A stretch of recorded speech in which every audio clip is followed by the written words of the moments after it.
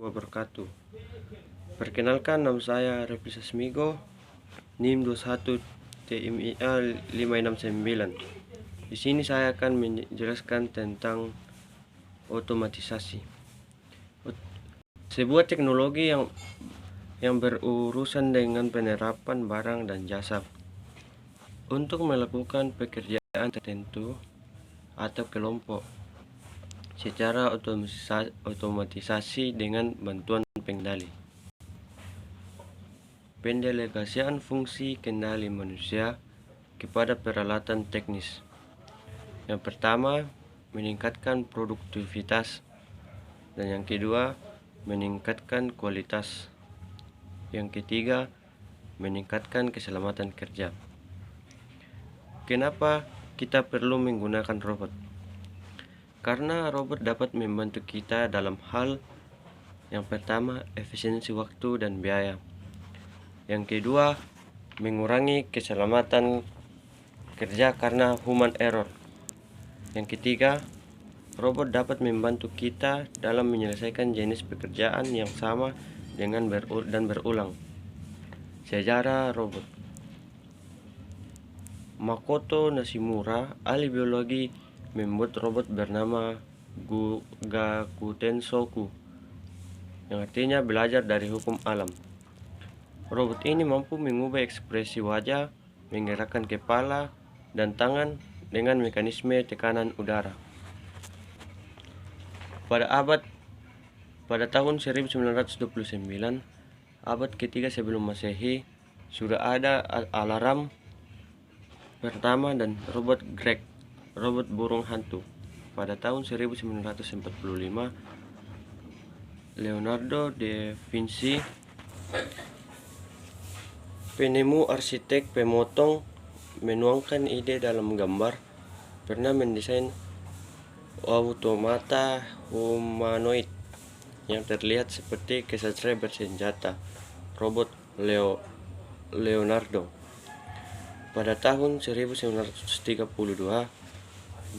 George Devol, pendiri United Carbon, menemukan pintu otomatis Phantom Doorman yang kemudian digunakan oleh Railway Expert Company untuk menyetir paket.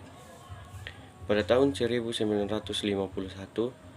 Raymond George mendesain lengan mekanik pertama untuk Komisi Energi Atom, digunakan untuk membawa bahan-bahan radioaktif dan dikendalikan dari jarak jauh. Raymond dikenal sebagai pelopor robotika, terutama remote control. Tahun 1963, Rumah Sakit Rancho di Los Angeles, California, merancang Rancho Arm, robot alat bantu untuk disabilitas. Rancho Arm memiliki fleksibilitas seperti lengan manusia. Kemudian unit Starform menjadikan lengan buatan pertama yang dapat dikendalikan melalui komputer. Pada tahun 2011, Honda meluncurkan robot Asimo generasi kedua yang dirancang lebih otonom. Robot ini dapat menentukan apa yang harus dilakukan tanpa harus diperintah operator. Definisi robot. Robotic Institute of America di Universitas Carnegie Mellon pada tahun 1979 memanipulator multifungsi dan dapat diprogram ulang yang dirancang untuk menggerakkan material.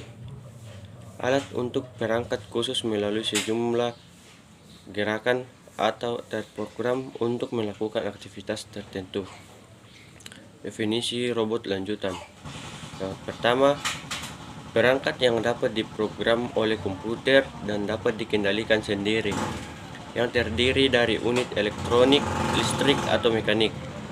Yang kedua, mampu melakukan serangkaian tindakan kompleks secara otomatis yang dapat dipandu oleh perangkat kontrol eksternal atau kontrol yang tertanam. Yang ketiga, dapat stasioner atau mobile. Yang keempat, memungkinkan robot untuk memahami kondisi dan memutuskan tindakan berdasarkan kondisi tertentu. Kegunaan robot. Yang pertama, digunakan pada proses otomasi, meningkatkan efisiensi dan produktivitas. Yang kedua, contoh aktivitasnya berupa proses pengecetan line tracking, balancing, penanganan material, pengelasan, perakitan, dan lain-lainnya.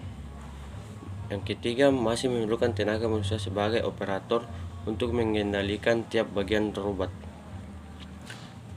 Perbedaan robot 3.0 dan robot 4.0. Robot di industri 3.0. Robot diprogram untuk melakukan pekerjaan.